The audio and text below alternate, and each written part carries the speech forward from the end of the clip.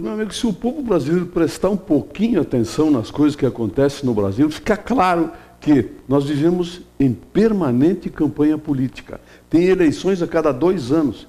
E isso faz com que os governantes, seja prefeito, governador, presidente, ele não consiga governar. Está sempre pensando na próxima campanha. A oposição quer ganhar para a próxima eleição. E a situação tem que se manter.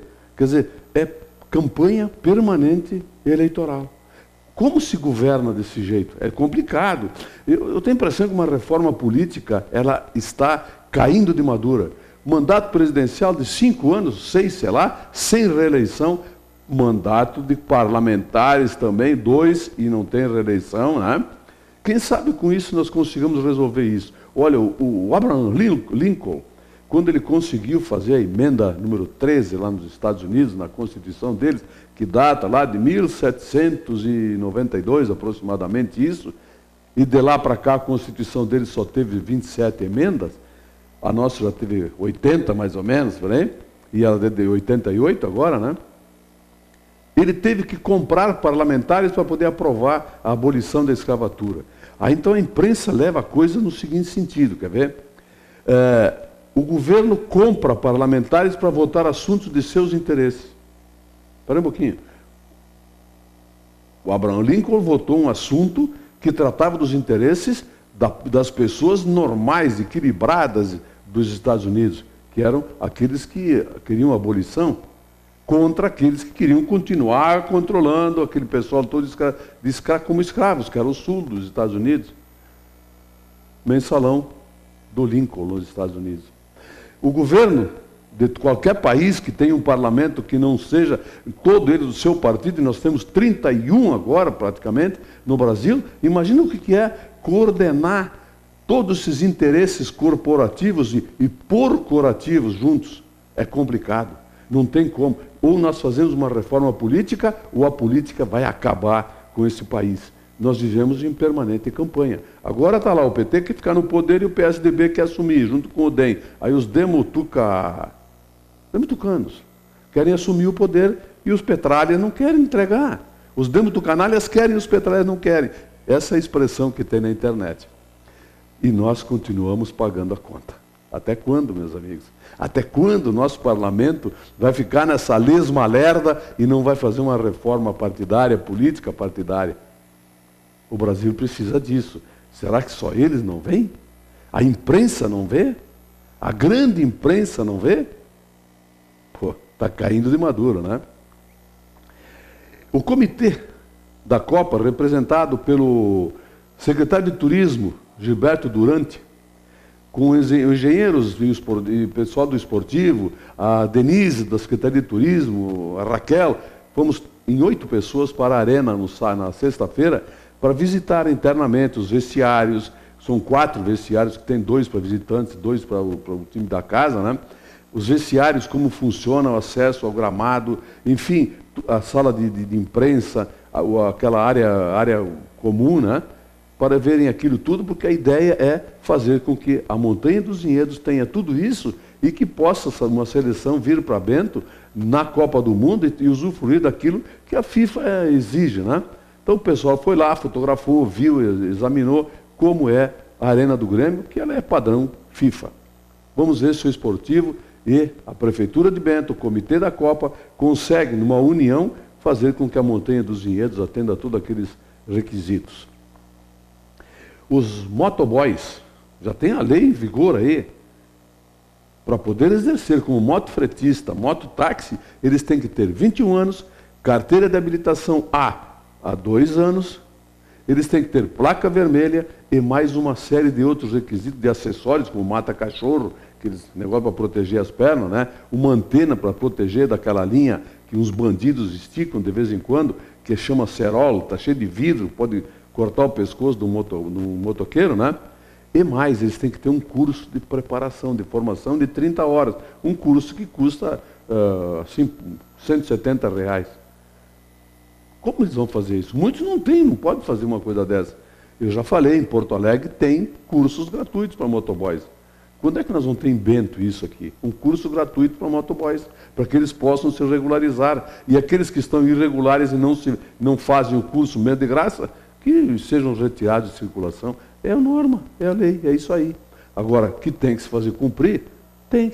Por quê? Porque o gasto, o custo social disso tudo, com hospitais, atendimentos pelo SUS, é muito alto.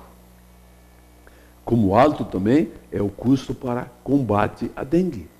Porto Alegre está fazendo um mutirão assim, a 1000 para combater a dengue. A população toda está chamada a tomar medidas, cada um fazer a sua parte.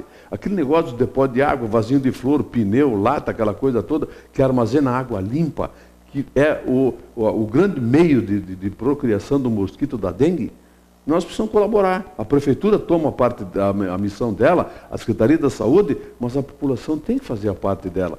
Nós temos 78 cidades no estado que estão comprometidas com esse problema. Nós vamos esperar que venha para Bento isso também, ou nós vamos fazer a nossa parte? O senhor que sabe, meu amigo, a senhora, minha amiga telespectadora. Quem sabe todo mundo fazendo a sua parte, nós não precisamos gastar dinheiro para combater a dengue. Não tem cura, não tem vacina. Ainda não tem.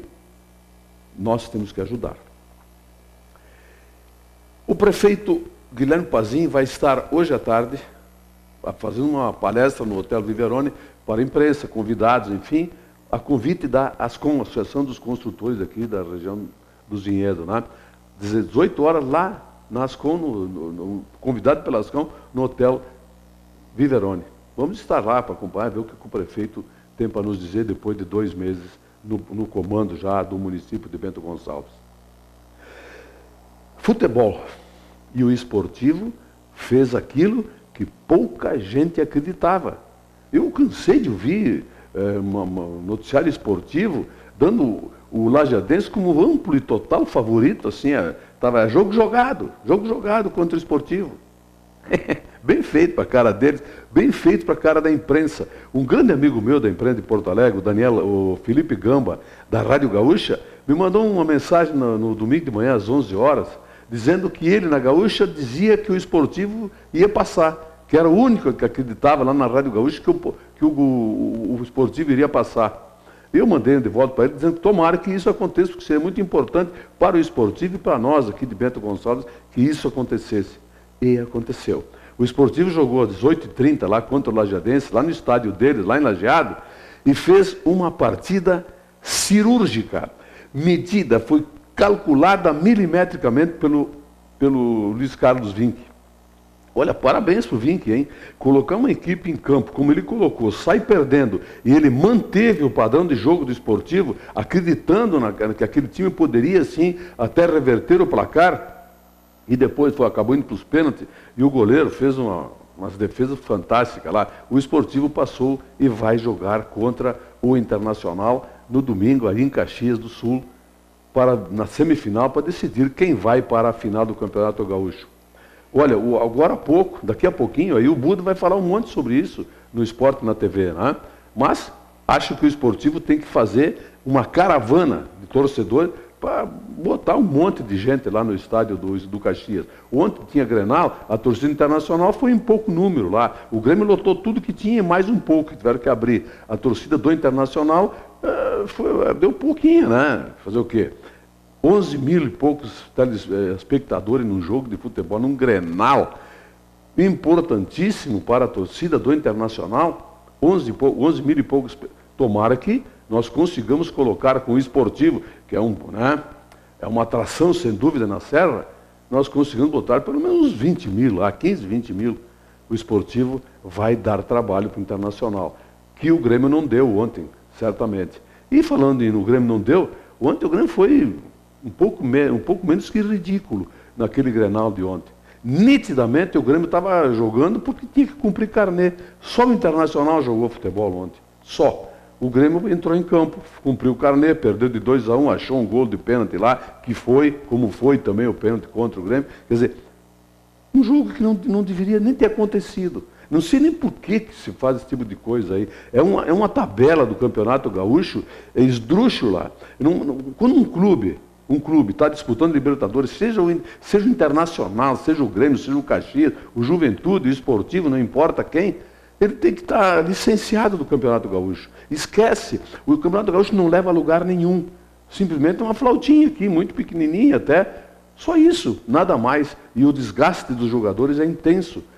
O ano passado nós perdemos vários jogadores. Nós perdemos um jogador nosso, num Grenal do Campeonato Gaúcho, perdemos ele por quase 6 meses, o Fernandes, o Mário Fernandes.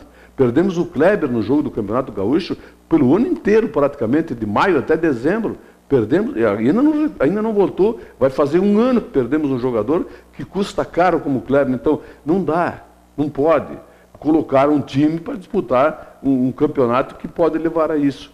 O Grêmio foi uma piada ontem, jogando no Grenal. Inacreditável aquilo. Não tinha vontade. Parecia que o Grêmio não tinha vontade. Parecia não, eu acho que não teve mesmo. O Internacional passeou, fez o que quis com o Grêmio ontem lá em Caxias. Podia ter goleado até. Não goleou porque o Internacional também tem algumas limitações. Mas ganhou, beleza, vai jogar contra o Esportivo, vai ter que jogar muita bola para ganhar no Esportivo. Olha, o Luiz Ozelame, aí o presidente esportivo e o Luiz Carlos Vinck estão a fim de. Vai dar trabalho, não tenho dúvida disso. Eu volto amanhã. Um abraço, meu amigo.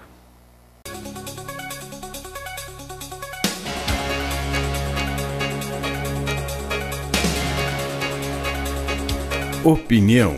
Oferecimento Ludfor Consultoria em Energia.